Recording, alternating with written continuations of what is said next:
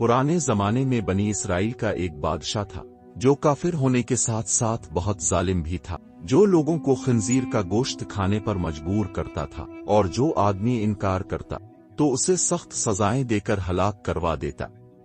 फिर इस जमाने के सबसे बड़े आबिद को बादशाह के पास लाया गया। लोग इस आबिद के मर्तबे और फजीलत से आगाह थे। लोग नहीं चाहते थे कि इस आबिद बुजुर्ग को बादशाह की तरफ से कोई तकलीफ पहुंचे। चुनांचे एक सिपाही ने आबिद से कहा, अब मुझे एक बिक्री का बच्चा ज़बह करके दे दें। जब बादशाह कहेगा कि इस आबिद के सामने खंजीर का गोश्त रखें तो मैं वही बिक्री का गोश्त आपके सामने पेश करूंगा। बादशाह ये समझेगा कि अपने उसकी ख्वाहिश के मुताबिक खंजीर का गोश्त खा लिया और इस तरह अब भी हलाकत से महफूज रहेंगे। आबिद ने बिक्री का बच्चा ज़बह करके इसका गोश्त सिपाही को दे दिया। जब आबिद को बादशाह के सामने लाया गया तो बादशाह ने हुक्म दिया कि खंजीर का गोश्त लाया जाए। मंसूबे के मुताबिक तो इस सिपाही ने बिक्री का गोश्त आबिद को पेश किया। बादशाह ने कहा, मेरे सामने खंजीर का गोश्त खा।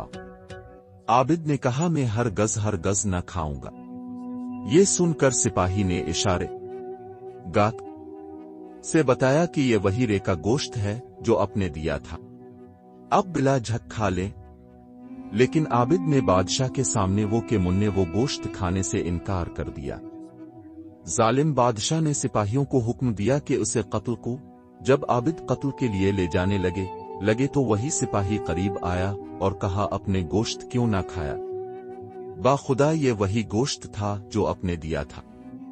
आबिद ने कहा, ऐसी कोई बात नहीं, बल्कि मैं इस बात से डर गया था कि लोग मेरी वजह से फितना में मुब्तला हो जाएंगे, क्योंकि जब भी किसी को खंजीर का गोश्त खाने के पर मजबूर किया जाएगा तो लोग कहेंगे कि फलां आबिद ने भी तो मजबूर होकर हराम गोश्त खा लिया था, लिहाजा हम भी खा लेते।